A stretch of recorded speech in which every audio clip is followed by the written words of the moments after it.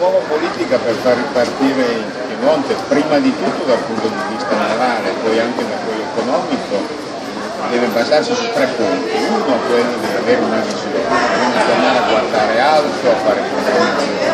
Secondo, ci vuole concretezza, perché la realtà non è quella che noi vorremmo che fosse, ma è quella che è, quindi bisogna coniugare la visione con la realtà. Terzo, bisogna metterci la faccia, perché se ci si mette in gioco si riesce a fare questa coniugazione, cioè si riesce a far sì che dalle cose concrete possa nascere una visione e che questa visione possa produrre poi dei risultati che la gente sente come risultati.